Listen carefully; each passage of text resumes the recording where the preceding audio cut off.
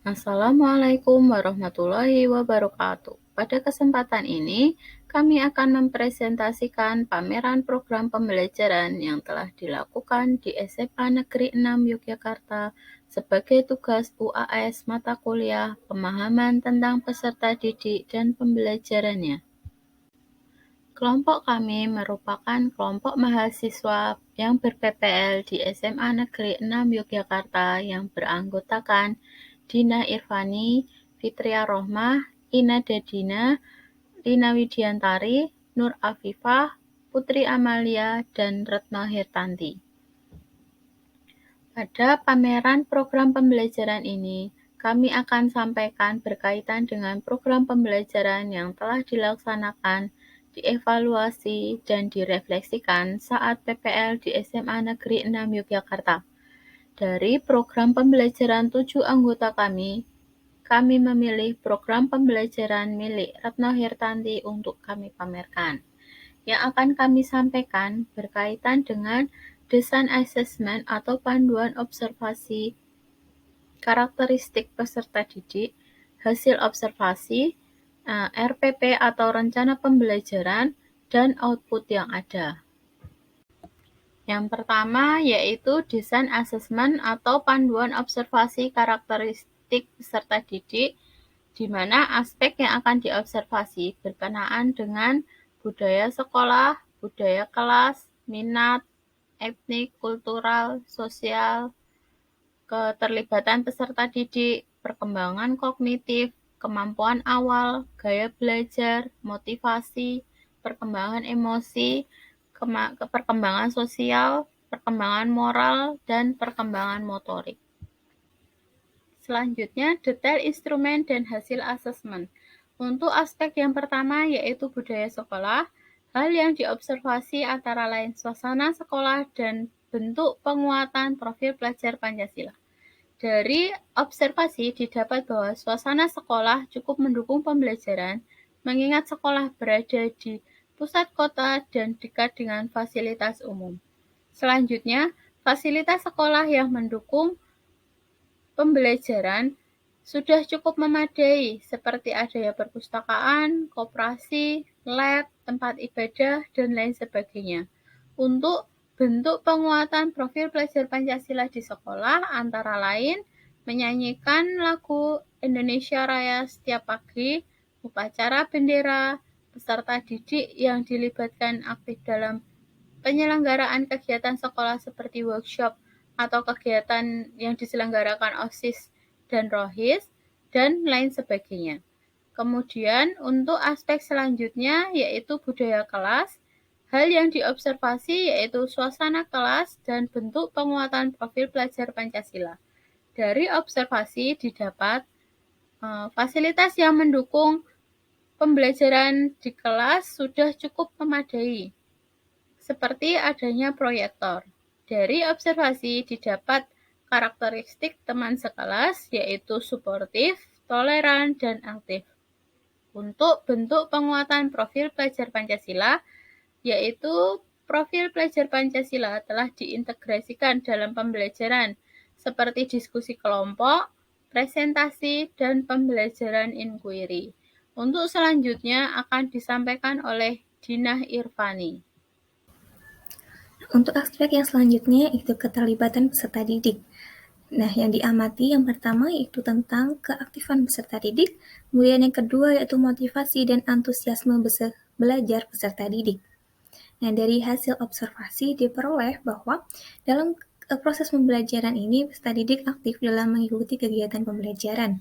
Peserta didik aktif dalam berdiskusi dengan teman yang lainnya, kemudian mereka juga aktif dalam mengemukakan pendapat, dan juga peserta didik berani maju menuliskan jawaban yang telah diperolehnya di papan tulis. Kemudian, peserta didik termotivasi dengan pembelajaran yang menarik, yaitu dengan menggunakan aplikasi GeoGebra, Quizzes, dan juga Canva. Dalam proses pembelajaran, guru memberikan pertanyaan-pertanyaan dan peserta didik antusias dalam menjawab pertanyaan dari guru secara bergantian. Dalam kegiatan kuis, peserta didik berlomba-lomba untuk dapat menyelesaikan kuis yang diberikan. Untuk aspek yang selanjutnya yaitu etnik, kultur, dan sosial. Nah, yang diamati yaitu terkait dengan latar belakang sosial ekonomi dan suku peserta didik, kemudian bagaimana peserta didik menyikapi perbedaan latar belakang, dan yang kemudian bagaimana peserta didik memilih anggota kelompoknya. Nah, dari hasil observasi diperoleh bahwa peserta didik di SMA Negeri 6 Yogyakarta ini memiliki latar belakang sosial ekonomi yang berbeda. Mayoritas peserta didik itu berasal dari suku Jawa, namun terdapat juga beberapa peserta didik yang berasal dari suku Bali. Kemudian perbedaan latar belakang yang ada ini bukan merupakan suatu masalah bagi peserta didik, karena mereka dapat saling menghormati dan menghargai perbedaan yang ada. Nah, pada awal semester ketika kegiatan berkelompok, peserta didik ini lebih memilih untuk menentukan sendiri anggota kelompoknya. Mereka cenderung memilih teman terdekat mereka sebagai anggota kelompok. Nah, namun untuk saat ini, mereka lebih memilih pembagian kelompok ini ditentukan oleh guru mereka agar tidak ada kesenjangan antara peserta didik. Aspek yang selanjutnya yaitu minat, yang diamati terkait dengan bidang atau materi yang diminati peserta didik dan juga ekstrakurikuler yang diikuti oleh peserta didik. Nah, dari hasil observasi dan juga wawancara, diperoleh bahwa peserta didik ini lebih menyukai bidang games, olahraga, musik, prakarya dan kewirausahaan, dan juga matematika. Nah, untuk ekstrakurikuler yang banyak diminati oleh peserta didik yaitu untuk peserta didik putra ini menyukai ekstrakurikuler seni dan juga olahraga seperti basket, voli, dan juga futsal. Sedangkan untuk peserta didik putri banyak yang memilih ekstrakurikuler KIR dan juga PMR. Untuk aspek yang selanjutnya yaitu perkembangan kognitif yang diamati terkait pada pembelajaran matematika, bagian yang menurut peserta didik sulit atau mudah itu bagian yang mana?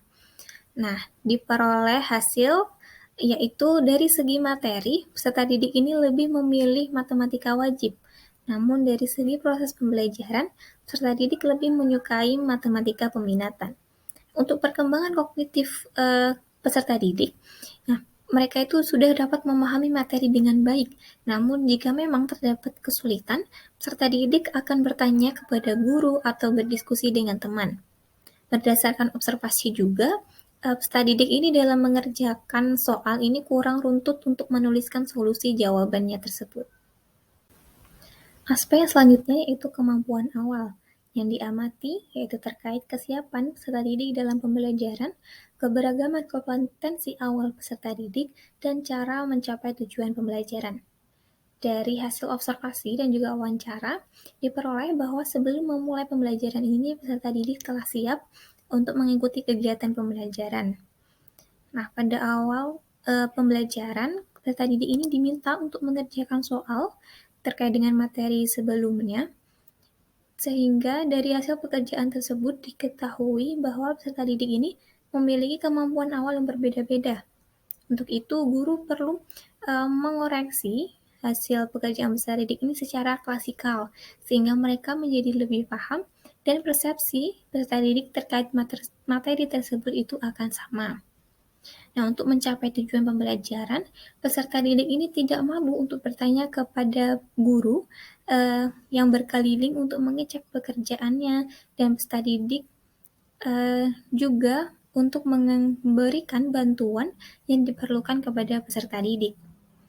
Ya, aspek yang selanjutnya itu gaya belajar yang diamati terkait dengan gaya belajar yang disukai oleh peserta didik, tipe guru yang membuat nyaman belajar, dan model pembelajaran yang membuat peserta didik antusias. Dari hasil observasi, diperoleh bahwa peserta didik ini memiliki gaya belajar yang heterogen. Kemudian, peserta didik ini menyukai pembelajaran yang tidak monoton dan juga santai, sehingga dalam pembelajaran ini bisa diselingi dengan candaan. Untuk model pembelajaran yang disukai peserta didik, yaitu peserta didik lebih merasa jelas jika guru itu menjelaskan materi dengan menuliskannya langsung di papan tulis dibandingkan dengan menggunakan PowerPoint. Kemudian peserta didik juga senang untuk bekerja dalam kelompok. Aspek selanjutnya yaitu aspek motivasi. Detail instrumen yang digunakan yaitu mengenai 1. Situasi yang menyebabkan peserta didik antusias dalam belajar, 2. Situasi yang menyebabkan peserta didik tidak bersemangat dalam belajar. 3. Kendala belajar peserta didik. 4. Cara mengatasi kendala belajar peserta didik tersebut. Hasil asesmen yang didapatkan yaitu berupa situasi yang menyebabkan peserta didik antusias dalam belajar, yaitu situasi yang santai, serta peserta didik memiliki kesempatan untuk menyampaikan pendapatnya, dan peserta didik dapat mengerjakan soal dengan baik dan benar. Sedangkan situasi yang menyebabkan peserta didik tidak semangat belajar yaitu pembelajaran yang tegang dan juga monoton. Kendala utama yang dialami oleh peserta didik dalam belajar itu rasa malas. Sedangkan cara mengatasi kendala tersebut dapat dilakukan dengan mengajak peserta didik untuk berdiskusi dengan teman yang lainnya, atau mengikuti bimbingan belajar yang berada di luar sekolah, atau dapat juga peserta didik belajar secara mandiri melalui YouTube. Aspek selanjutnya yaitu aspek perkembangan emosi. Detail instrumen yang digunakan yaitu mengenai ruang kelas dan ruang pembelajaran yang menjadi ekspresi sehat bagi peserta didik dan juga bagaimana cara guru merespon peserta didik yang belum dapat mengekspresikan diri dengan tepat. Hasil asesmen yang didapatkan yaitu berupa peserta didik dapat bebas mengungkapkan pendapatnya dan mendapatkan respon dari guru. Selain itu, guru juga mendorong dan mengarahkan peserta didik dalam mengekspresikan diri dengan tepat. Aspek selanjutnya yaitu mengenai perkembangan sosial. Detail instrumen yang digunakan yaitu mengenai 1. Atmosfer yang mendukung pembelajaran, 2. Fasilitas yang didapatkan oleh peserta didik, 3. Bentuk interaksi antar peserta didik, 4. Kegiatan atau organisasi yang diikuti oleh peserta didik. Hasil asesmen yang didapatkan yaitu berupa peserta didik memiliki kesempatan untuk menyampaikan pendapatnya baik di dalam kelas maupun di lingkungan sekolah. Yang kedua, guru memberikan ruang diskusi kepada peserta didik mengenai permasalahan yang telah diberikan. Yang ketiga, peserta didik juga tidak sungkan untuk bertanya dan berdiskusi dengan guru terkait permasalahan yang diberikan. Yang keempat, peserta didik aktif mengikuti kegiatan sekolah dan aktif bersosialisasi dengan teman sebagainya, baik teman sekelas maupun teman antar kelas ataupun teman seangkatan dan juga lain jurusan. Aspek selanjutnya yaitu aspek perkembangan moral. Detail instrumen yang digunakan yaitu mengenai cara membangun nilai-nilai integritas dan juga spiritual peserta didik. Hasil asesmen yang didapatkan yaitu berupa guru tidak menghakimi peserta didik yang jujur apabila tidak menjawab dengan proses penyelesaian yang benar. Selain itu juga guru membangun kesadaran peserta didik dalam beribadah, sehingga peserta didik dapat dengan sadar diri melaksanakan ibadahnya sesuai dengan waktunya. Yang terakhir yaitu sekolah memberikan fasilitas koperasi kejujuran yang berada di depan ruang tata usaha. Aspek yang terakhir yaitu aspek perkembangan motorik. Detail instrumen yang digunakan yaitu mengenai ruang gerak peserta didik di dalam kelas dan juga terdapat kegiatan fisik di dalam pembelajaran. Hasil asesmen yang didapatkan yaitu berupa kesepakatan kelas yang tidak membatasi gerak peserta didik di dalam kelas. Yang kedua, peserta didik leluasa bergerak saat berdiskusi ataupun berkelompok dengan teman yang lainnya, dan juga terdapat kegiatan fisik peserta didik berupa maju menulis di papan tulis dan juga peserta didik berpindah tempat untuk berdiskusi dengan kelompok yang lainnya. Pada kesempatan ini, saya akan mempresentasikan keterkaitan RPP dengan karakteristik peserta didik. RPP ini ditujukan untuk SMA Negeri 6 Yogyakarta pada mata pelajaran matematika peminatan untuk kelas 11 dengan materi pokok, nilai maksimum dan minimum fungsi trigonometri. Lalu RPP ini dialokasikan untuk 4 pertemuan. Nah, pada tujuan pembelajaran, peserta didik akan belajar menggunakan metode guided discovery learning karena diketahui berdasarkan hasil observasi, peserta didik memiliki motivasi belajar yang tinggi. Mereka juga berani untuk menyampaikan pendapatnya. Kemudian, pada pertemuan ini, tujuan pembelajarannya adalah menentukan nilai maksimum dan minimum fungsi trigonometri dengan tepat, dengan rincian sebagai berikut. Yang pertama, pada aspek pengetahuan, tujuannya adalah peserta didik dapat menentukan nilai maksimum dan minimum pada fungsi trigonometri bentuk penjumlahan dan juga selisih. Lalu pada bagian keterampilan, peserta didik dapat menggambarkan sketsa grafik fungsi trigonometrinya. Kemudian pada penilaian sikap, berdasarkan hasil observasi, sikap yang perlu ditingkatkan adalah bekerja sama, dan juga berpikir kritis. Sehingga ini adalah elemen dari profil pelajar Pancasila yang akan menjadi fokus pada pertemuan ini. Lalu, ini adalah indikator dari pembelajarannya. Kemudian pada indikator 1 dan 2, itu digunakan sebagai asesmen diagnostik. Lalu asesmennya dilakukan secara lisan karena diketahui bahwa peserta didik sudah memiliki kemampuan awal yang baik, sehingga asesmennya cukup dilakukan dengan lisan. Lalu fokus dari pertemuan ini kita akan belajar pada indikator yang terakhir, yang ketujuh, yaitu menentukan nilai minimum dan maksimum fungsi trigonometri bentuk kombinasi dengan analitik. Karena dari pertemuan sebelumnya juga sudah diketahui bahwa peserta didik memiliki kemampuan abstraksi yang baik.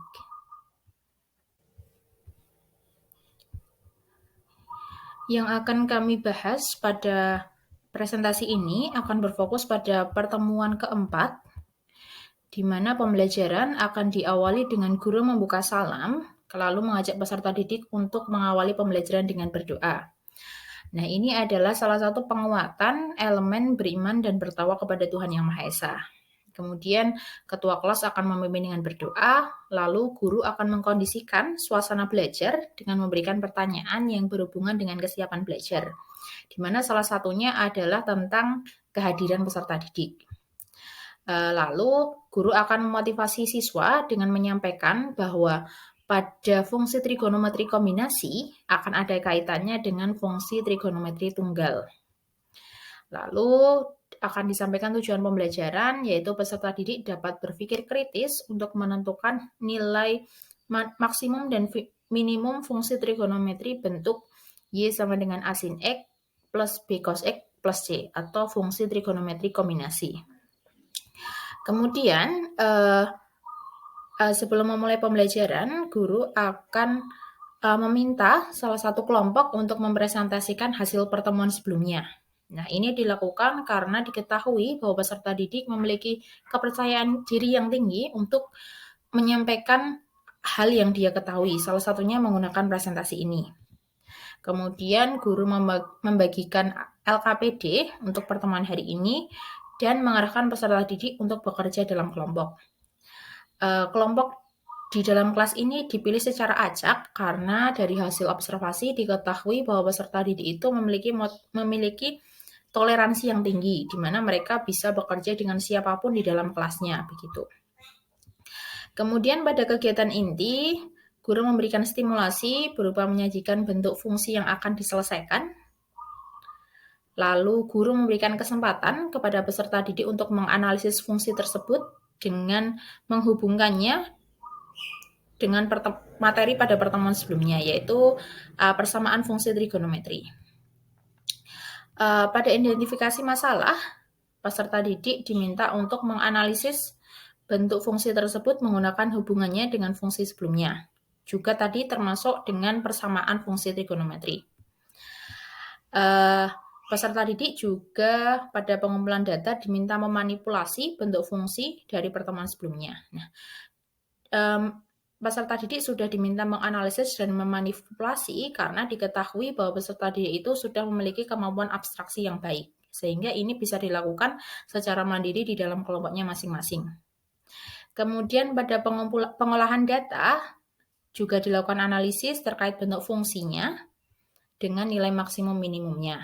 Lalu pada verifikasi data, peserta didik dipersilahkan memeriksa kesimpulan yang diperoleh menggunakan aplikasi GeoGebra. Lalu hasil diskusi tadi supaya dikirim ke link yang sudah tersedia, yaitu bit.ly graf MIPA 5. Lalu salah satu kelompok diminta untuk mempresentasikan hasilnya dengan menampilkan hasil diskusi yang sudah disubmit pada link tersebut untuk ditampilkan di LCD proyektor. Setelah itu, guru mengapresiasi kelompok yang sudah maju dan mempersilahkan kelompok lain untuk memberikan tanggapan. Setelah itu, guru akan melakukan generalisasi dengan memberikan kesimpulan dari pertemuan hari ini. yaitu menyimpulkan hubungan dari bentuk fungsi trigonometri dengan fungsi trigonometri Y sama dengan A sin X plus B cos X plus Y dengan nilai maksimum minimumnya. Yang terakhir, pada bagian penutup, guru akan memberikan kuis, di mana hal ini menggunakan kuisis, lalu memberikan umpan balik pada pertemuan ini, dan sekali lagi memberikan generalisasi untuk pertemuan satu bab, karena ini merupakan pertemuan terakhir pada materi ini. Lalu guru akan menyampaikan agenda pembelajaran untuk pertemuan selanjutnya. Yang terakhir, guru akan menutup dengan salam. Nah, secara umum dari penilaian yang dilakukan, untuk sikap guru menggunakan observasi, lalu untuk pengetahuan guru menggunakan LKPD dan juga kuis. Lalu untuk penilaian keterampilan, guru menilai bagaimana siswa menggambar sketsa dari grafik fungsi trigonometrinya. Selanjutnya, ini adalah LKPD yang digunakan pada pertemuan sebelumnya. Pada pertemuan sebelumnya, peserta didik telah belajar bagaimana cara menggambar grafik dari berbagai fungsi trigonometri yang diberikan. LKPD ini memfasilitasi semua gaya belajar dari peserta didik, yaitu pertama, kinestetik di mana peserta didik menggambar grafik. Kemudian visual, di mana peserta didik mengamati pola pada grafik yang telah digambar. Kemudian auditori, di mana peserta didik berdiskusi dan juga mempresentasikan hasil diskusi yang telah mereka lakukan. Berikut adalah LKPD yang digunakan pada pertemuan sekarang, yaitu menentukan nilai maksimum dan juga minimum dari fungsi trigonometri. Pada pertemuan sebelumnya, peserta didik telah belajar tentang persamaan trigonometri. Nah, pengetahuan itu digunakan oleh peserta didik untuk menyelesaikan LKPD ini. LKPD ini disusun untuk memberikan tantangan kepada peserta didik, karena mayoritas peserta didik itu lebih suka dengan apabila guru menjelaskan materi di papan tulis. Selanjutnya, ini adalah rubrik penilaian yang digunakan. Di sini pada penilaian keterampilan telah memanfaatkan teknologi, di mana instrumen penilaian yang digunakan menggunakan platform online, yaitu Quizzes. Nah, untuk penilaian keterampilan dan juga penilaian sikap di sini telah lengkap disertai dengan pedoman penilaian, yaitu ada indikator capaian, skor, dan juga pedoman penskoran yang digunakan. Hal ini dapat memudahkan guru ke depannya untuk menilai sikap dan juga keterampilan yang dimiliki oleh peserta didik. Peserta didik mencapai tujuan pembelajaran. Jadi dapat dilihat beberapa hasil pekerjaan dari peserta didik, yaitu dalam menggambar grafik fungsi sinus. Jadi yang dapat berbentuk gelombang seperti yang ada di gambar. Kemudian terlihat juga bahwa peserta didik mencari titiknya dulu baru menggambar. Jadi tujuan pembelajaran sudah sesuai ya dengan output yang didapatkan. Kemudian ini adalah LKPD yang diberikan kepada peserta didik. Kemudian mendapatkan output seperti yang ada di layar. Jadi di situ peserta didik sudah mencapai tujuan pembelajaran. Jadi terlihat dari asesmen yang sudah diberikan seperti pada gambar. Oke, kemudian output dari bentuk diagram. Jadi di sini ada nilai pengetahuan dan nilai keterampilan. Di sini terlihat bahwa nilai dari peserta didik beragam dari 42, 57, kemudian 71, 85, dan 100. Di nilai pengetahuan ini paling banyak siswa mendapatkan nilai 85. Kemudian dari nilai keterampilan ada yang dapat 80, 85, 90, 95, juga 100. Dan dapat terlihat ini mayoritasnya paling banyak adalah nilai 90. Kemudian yang selanjutnya dilihat dari diagram lingkaran untuk penilaian sikap. Jadi sesuai dengan tujuan pembelajarannya, peserta didik juga sudah mencapai capaian tujuan pembelajaran. Di sini terlihat pada sikap beriman bertakwa kepada Tuhan Yang Maha Esa sudah sempurna ya, 100%. Kemudian berpikir kritis, nah ini dilihat mayoritas 75% sudah dapat berpikir kritis Kemudian untuk gotong royong juga 89%, berarti mayoritas peserta didik di dalam kelas tersebut sudah mencapai sikap gotong royong. Baik, itulah presentasi dari kelompok kami. Apabila ada yang ingin ditanyakan, memberikan saran maupun tanggapan, silahkan komen di box yang ada di bawah. Oke, terima kasih atas perhatiannya. Assalamualaikum warahmatullahi wabarakatuh.